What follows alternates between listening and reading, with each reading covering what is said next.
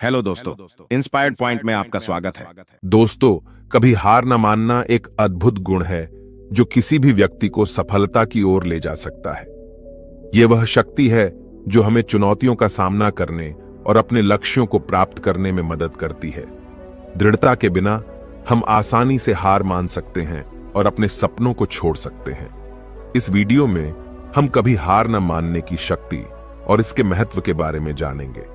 हम इस गुण के कुछ प्रसिद्ध उदाहरण को भी देखेंगे और सीखेंगे कि हम इसे अपने जीवन में कैसे विकसित कर सकते हैं। चाहे आप अपने करियर, अपने रिश्तों या अपने व्यक्तिगत विकास में सफल होना चाहते हैं, दृढ़ता आपके पास सबसे महत्वपूर्ण उपकरणों में से एक है। यह वीडियो आपको वह प्रेरणा देगा जो आपको आगे बढ़ने और अपने लक्ष्यों को प्राप्त करने के लिए आवश्यक है। तो आइए इसे आज की बौद्ध कहानी के माध्यम से समझते हैं कि दृढ़ता क्या है और यह हमारे जीवन में कैसे परिवर्तन ला सकती है। एक बार एक बहुत ही दुखी व्यक्ति एक महात्मा के पास आकर कहता है, मैं अपने जीवन से बहुत दुखी हूं। मैं अपने बीवी बच्चों और अपने परिवार को भी खुश नहीं रख सकता। मैं अपने लिए भी कुछ नहीं कर पा रहा। कभी कभी तो मुझे अपनी जिंदगी को खत्म कर देने के भी ख्याल आते हैं। आप इतनी साधनाएं करते हैं, इतनी तपस्या करते हैं, क्या आप मुझे कोई ऐसा मार्ग बता सकते हैं जिससे मैं अपने बुरे वक्त से बाहर आ सकूं? मेरा बहुत बुरा समय चल रहा है। 2 वक्त की रोटी का इंतजाम करना भी मेरे लिए बहुत मुश्किल हो गया है। अब आप ही बताइए कि ऐसे वक्त में मैं जिंदा रहूं तो कैसे रहूं? कैसे अपने परिवार को खुश रखूं? कृपया करके कोई साधारण सा तरीका बताने की अनुकंपा करें ताकि मैं आसानी से समझ सकूं, क्योंकि मैं बहुत पढ़ा लिखा नहीं हूं। अगर आप बड़ी बड़ी ज्ञान की बातें करेंगे तो शायद मैं कभी समझ भी नहीं पाऊंगा। यह सुनकर महात्मा ने मुस्कुराते हुए कहा कि तुम एक काम कर सकते हो मेरा। उसने सामने की तरफ इशारा करते हुए कहा कि उस ऊंची पहाड़ी पर एक मंदिर है और उस मंदिर के पास चींटियों का एक घर है जहां पर हजारों चींटियां रहती हैं। तुम्हें सुनने में बड़ा अजीब लगेगा, लेकिन वह चींटियां उस मंदिर की जमीन को खराब कर देती हैं। उस मिट्टी की उपजाऊ शक्ति वह खत्म कर देती है, जिसके कारण वहां पर कोई भी पेड़ या कोई भी घास पनप नहीं पाती है। तुम मेरा एक काम करो, उसके बाद मैं तुम्हें तुम्हारे सवालों के जवाब दूंगा। तुम 7 दिन तक रोज उस पहाड़ी पर जाओ और उस चींटियों के घर को तहस नहस कर दो, उसको तोड़ दो। जब भी तुम्हें कोई चींटियों का घर दिखे मंदिर के आसपास, तो उसे वहीं पर तहस नहस कर देना। लेकिन याद रहे, घर को तोड़ने में कोई भी चींटी मरने नहीं चाहिए। इस बात को समझने का प्रयास करते हुए वह युवक वहां से चला गया। शायद उसको कुछ समझ में नहीं आया था कि महात्मा जी ऐसा क्यों करवा रहे हैं। वह तो उन चींटियों पर अन्याय कर रहे हैं, उनका घर तोड़वा रहे हैं, उन्हें नुकसान पहुंचा रहे हैं। आखिर कौन महात्मा ऐसा करेगा? लेकिन फिर भी उस महात्मा की बात मानते हुए वह अगले दिन से ही पहाड़ी पर जाना शुरू कर देता है। जब वह पहले दिन पहाड़ी पर पहुंचता है तो देखता है कि बहुत सारी चींटियां अपना खाना जुटाने में लगी हुई हैं। सारी चींटियां कतार से चल रही थीं और अनाज के छोटे छोटे कण उठाकर अपने घर में जमा करती जा रही थी। ये देखकर पहले तो उस युवक का मन कमजोर पड़ गया। उसने सोचा कि ये इतनी मेहनत करके अपना घर भर रही हैं और मैं इनके घर को तबाह कर दूंगा तो इनको कितना बुरा लगेगा। लेकिन फिर उसने उस महात्मा की बात याद करते हुए उस घर को तोड़ना शुरू कर दिया। जल्द ही चींटियों में हाहाकार मच गया। वह इधर उधर दौड़ने लगी। अभी तक जो कतार में चल रही थी, अब वह बिखर गई और इधर उधर अपनी जान बचाने के लिए भागने लगी। थोड़ी देर में घर टूट गया और सारी चींटियां इधर उधर छुपने के लिए भाग चुकी थीं।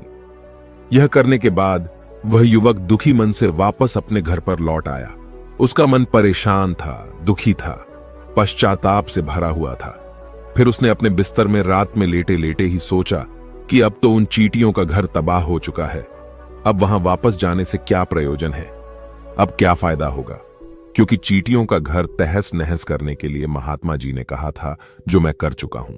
लेकिन फिर कुछ सोचकर अगले दिन उसने फिर से जाने का निश्चय किया और अगले दिन सुबह सुबह उठकर वह वापस उसी पहाड़ी पर पहुंच जाता है। पहाड़ी पर पहुंचकर वह उसी जगह पर पहुंचता है जहां पिछली सुबह उसने उस घर को तहस नहस कर दिया था। लेकिन वह यह देखकर चौंक जाता है कि उन चींटियों ने फिर से अपना घर उसी जगह पर बना लिया था और अब वह फिर से अपने घर के लिए सामान इकट्ठा करने में जुटी हुई थी। उस आदमी को देखकर लगा कि यह चींटियां कितनी मूर्ख हैं। इनको पता है कि कल ही इनका घर इसी जगह पर तबाह किया गया है और उसी जगह पर उन्होंने अपना नया घर भी बना लिया। और यह सोचकर वह आदमी हंसने को हुआ, लेकिन फिर से महात्मा की बात याद करते हुए उसने उन चींटियों का घर फिर से तबाह करना शुरू कर दिया। फिर से उन चींटियों में हलचल मच गई और थोड़ी देर में वह चींटियां इधर उधर अपनी जान बचाने के लिए भागने लगी। कुछ ही देर में उनका घर फिर से नष्ट हो गया और वह युवक थोड़ा संतोष के भाव से कि इस बार तो मैंने अच्छी तरह से उस घर को तबाह कर दिया है, अब तो वह चींटियां यहां पर अपना घर बना ही नहीं पाएंगी। इसीलिए जाने से पहले उसने उस घर पर ठंडा पानी भी डाल दिया ताकि चींटियां वहां पर अपना घर न बना सकें। और इस तरह अपना कर्म पूरा करके वह युवक फिर से अपने घर लौट आया। आज रात में सोते वक्त फिर से वह इंसान यही सोच रहा था कि क्या महात्मा यह सही काम करवा रहे हैं? क्या किसी का घर तबाह करना किसी सिद्ध पुरुष को शोभा देता है? क्या हो अगर वह महात्मा सिद्ध पुरुष हो ही ना? क्या होगा अगर वह मुझे बेवकूफ बना रहे हो? लेकिन फिर उसने निश्चय किया कि मैं अपने काम को पहले पूरा कर लेता हूं, उसके बाद ही पता चलेगा कि महात्मा मुझसे ऐसा क्यों करवा रहे थे। और यही सोचकर वह रात में सो जाता है। अगले दिन सुबह उठकर वह फिर से उसी पहाड़ी की ओर निकल जाता है। पहाड़ी पर पहुंचकर वह उसी जगह पर पहुंचता है जहां पर उसने उनके घर को तबाह कर दिया था और वह यह देखकर खुश हो जाता है कि वहां पर कोई भी घर नहीं था। सारी चींटियां वहां से भाग चुकी थीं। अब उसने सोचा कि अब मेरा रोज रोज आने का क्या प्रयोजन, क्योंकि चींटियां तो अपना घर बदल चुकी हैं और महात्मा जी ने मुझे 7 दिन आने के लिए कहा था, लेकिन आज तो तीसरा ही दिन है। अब बाकी 4 दिन वापस आने का क्या प्रयोजन? और यही सोचकर उसने निश्चय किया कि यहां से वह सीधा उसी महात्मा के पास जाएगा और उनको यह सारी खबर बता देगा। जब वह वापस मुड़कर उस पहाड़ी से उस महात्मा की कुटिया की तरफ जाने लगा तो उसने देखा तो अचानक उसकी नजर एक और घरौंदे पर पड़ी जो कि चींटियों का ही बनाया हुआ था। मतलब कि वह घरौंदा चींटियों ने ही बनाया था और अब वह चींटियां नए घर में वास कर चुकी थीं।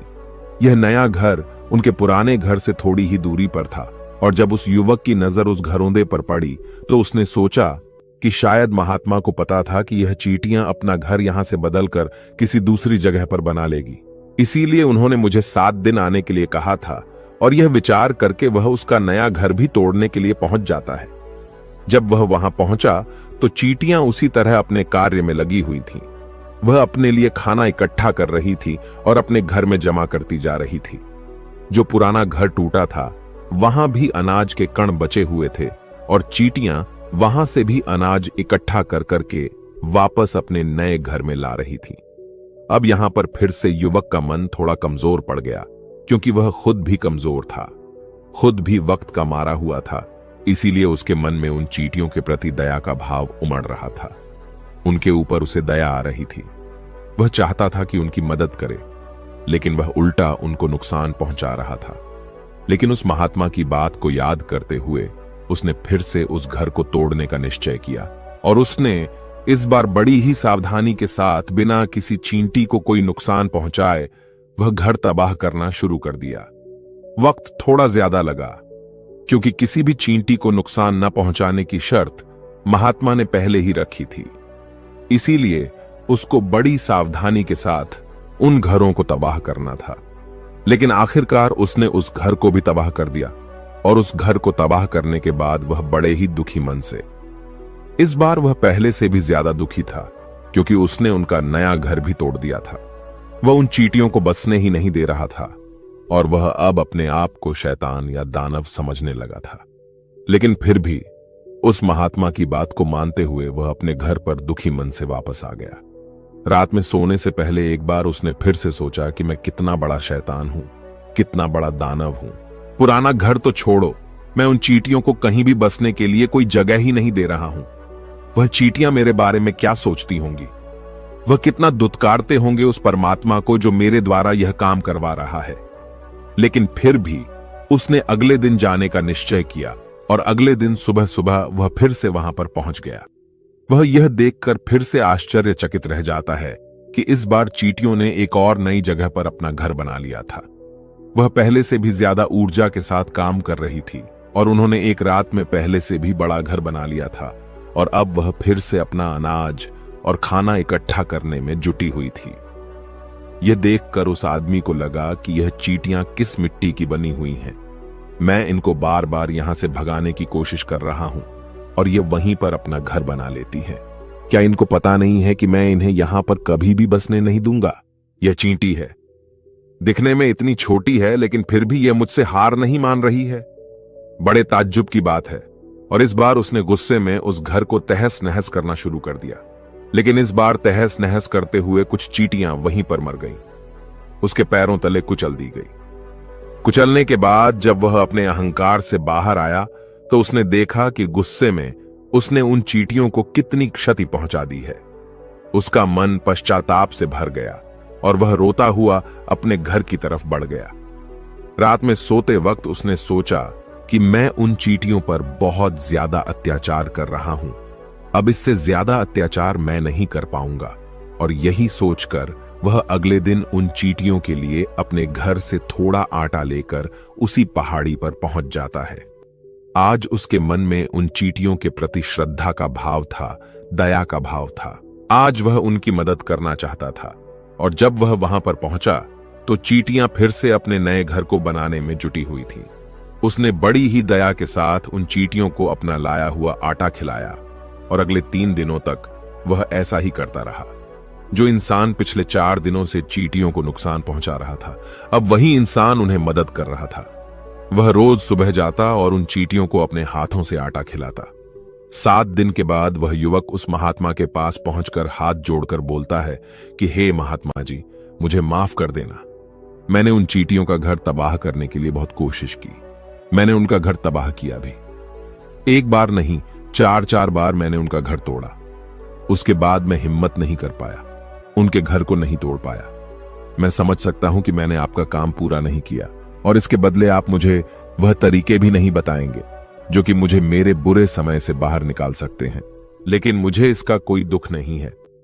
मुझे लगता है कि मैंने जो किया वह सही किया, इसीलिए मैं आपसे आज्ञा लेकर वापस जा रहा हूं। कृपया मुझे वापस अपने घर जाने की आज्ञा दीजिए। यह सुनकर उस महात्मा ने मुस्कुराते हुए कहा कि अरे बेटा, इतनी भी क्या जल्दी? रुको तो सही, जलपान तो कर लो, थोड़ी देर ठहर जाओ, उसके बाद चले जाना। और यह कहकर वह महात्मा उस युवक के लिए पानी लेकर आते हैं। पानी पिलाने के बाद महात्मा उस युवक से पूछते हैं कि तुम मुझे यह बताओ कि आखिर तुम उन चींटियों का घर तबाह क्यों नहीं कर सके? वह चींटियां तो छोटी छोटी हैं और तुम इतने विशाल हो, फिर भी तुम उन छोटी छोटी चींटियों का घर तबाह नहीं कर पाए। कहां है तुम्हारी शक्ति, तुम्हारा बाहुबल? इसका जवाब देते हुए उस युवक ने कहा कि हे गुरुवर, मैंने उन चींटियों का घर तबाह कर दिया था, बार बार किया था। एक बार तो अपने गुस्से में उन चींटियों को भी मैंने हानि पहुंचा दी थी। लेकिन जिस दिन मैंने उनको हानि पहुंचाई, उसी दिन मेरे को लगा कि मैं उनको क्यों हानि पहुंचा रहा हूं, क्यों इनको इतनी तकलीफ दे रहा हूं। और उसी दिन से मैंने उनको नुकसान पहुंचाने की बजाय उनकी सहायता करनी शुरू कर दी। यह सुनकर उस महात्मा ने कहा कि यही तो सीखने की बात है। एक छोटी सी चींटी हमें जीवन का संदेश दे जाती है। मैंने तुम्हें उन चींटियों का घर तबाह करने के लिए नहीं भेजा था। मैंने तुम्हें भेजा था ताकि तुम उन चींटियों से कुछ सीख ले सकूं। तुम्हें क्या सीख मिली उन चींटियों से, क्या मुझे बता सकते हो? यह सुनकर उस युवक ने पूरी कहानी बयां कर दी। पूरी कहानी सुनने के बाद महात्मा ने मुस्कुराते हुए कहा कि बेटा, तुमने जो महसूस किया, मैं वही तुम्हें दिखाना चाहता था। वो ये थी कि तुमने कितनी ही बार उनके घर को तोड़ने की कोशिश की, कितनी ही बार प्रयास किया कि उनका घर तबाह हो जाए, लेकिन वह हर बार अपना नया घर बना लेती थी। उन्होंने कभी भी हार नहीं मानी। अगर वह हार मान लेती तो चींटियां तुम्हें वहां पर नहीं मिलती। जब एक छोटी सी चींटी अपने विश्वास और मेहनत से इतने बड़े आदमी का दिल बदल सकती है, तो तुम तो इंसानों का मन बदल ही सकते हो। अपने जीवन में अपनी किस्मत न बदलने का कोई कारण तुम्हारे पास नहीं बचता। जीवन कार्यशीलता का नाम है, कर्मशीलता का नाम है। लेकिन हम मनुष्य 1-2 बार हार मिलने पर ही टूट जाते हैं, हताश हो जाते हैं और फिर जीवन में प्रयास ही नहीं करते। और कुछ लोग अपनी जिंदगी को खत्म करने पर उतारू हो जाते हैं। लेकिन जानवरों में तुमने एक बात देखी होगी कि वह अपना जीवन खुद से कभी खत्म कर ही नहीं सकते हैं। तुमने कभी नहीं सुना होगा कि किसी जानवर ने आत्महत्या कर ली, चाहे वह जानवर कितना ही भूखा क्यों ना हो, कितना ही दुखी क्यों ना हो, लेकिन वह अपने जीवन के लिए हमेशा संघर्ष करता रहता है। लेकिन वहीं पर दूसरी तरफ हम मनुष्य एक दो बार हताश होने पर ही अपना जीवन खत्म कर लेते हैं। जीवन तो कर्म करने का नाम है, इसीलिए मृत्यु से पहले कर्म करना कभी मत छोड़ना, क्योंकि मृत्यु के बाद तो तुम परम विश्राम में चले ही जाओगे। तो उससे पहले कर्म करना क्यों छोड़ रहे हो, क्यों हताश हो रहे हो? अगर तुम्हारा एक घर टूट गया है तो दूसरा घर बनाने का प्रयास करो, कोशिश करो, और कोशिश करने वालों की कभी हार नहीं होती। यह तुम उन चींटियों से देख चुके हो। देखने में तुमसे कितनी छोटी है वह चींटियां और तुम इतने बड़े हो, लेकिन उनका मन तुम्हारे मन से इतना बड़ा है, इतना विशाल है, इतना दृढ़ संकल्प है कि इतनी बार घर टूटने पर भी उन चींटियों ने कभी हार नहीं मानी। दूसरी सीख यहां से लेने की थी, वह यह थी कि जब भी हमारे ऊपर बुरा समय आता है, हमें लगता है कि यह समय कभी नहीं जाएगा, यह समय मेरे जीवन को बर्बाद कर देगा, मुझे कभी नहीं जीने देगा, और अपने इन्हीं ख्यालों से, जिनका असलियत में कोई भी अस्तित्व नहीं है, वह सिर्फ विचार हैं, और वही विचार हमारे मन को दुखी कर देते हैं, और इसीलिए हम प्रयास करना भी छोड़ देते हैं। लेकिन तुम खुद सोचो कि बार बार प्रकृति हमें दुख पहुंचाएगी, नुकसान पहुंचाएगी, लेकिन कब तक पहुंचाएगी? अगर हम बार बार फिर से उठकर फिर से नया प्रयास करते रहेंगे तो प्रकृति भी हमारे सामने घुटने टेक देगी, और वह भी एक दिन हमारे ऊपर दयावान हो जाएगी, और वह हमें सब कुछ देने लगेगी जिसकी हमने कभी कामना की थी। इसलिए यह भी कहा जाता है कि बुरा वक्त किसी का भी हमेशा नहीं रहता। तुमने खुद देखा कि तुम उन चींटियों को तबाह करने के लिए पहुंचे थे, लेकिन बाद में तुम्हें उन चींटियों को अनाज और आटा देने लगे। तुम ही उन पर कृपालु हो गए। क्यों हुए? क्योंकि तुमने देखा कि वह चींटियां हार ही नहीं मान रही है। इसी तरह अगर तुम भी अपने जीवन में कभी हार नहीं मानोगे तो एक न एक दिन ये प्रकृति तुम्हें वह सब कुछ देगी जो तुम अपने जीवन में पाना चाहते थे। इसीलिए हमेशा याद रखना, हमें बिना रुके, बिना थके और बिना परिणाम की चिंता के बस कार्य करते जाना है। और दूसरा यह कि एक न एक दिन प्रकृति तुम्हारे उस कर्म का परिणाम तुम्हें जरूर देगी। तो दोस्तों, कैसी लगी आपको यह कहानी? आप हमें कमेंट सेक्शन में जरूर बताना, और अच्छी लगी हो तो इस चैनल को सब्सक्राइब जरूर कर लेना। तो चलिए मिलते हैं ऐसी ही कोई नई कहानी में कोई नए मैसेज के साथ। तब तक के लिए अपना ख्याल रखें। धन्यवाद। नमो बुद्धाय।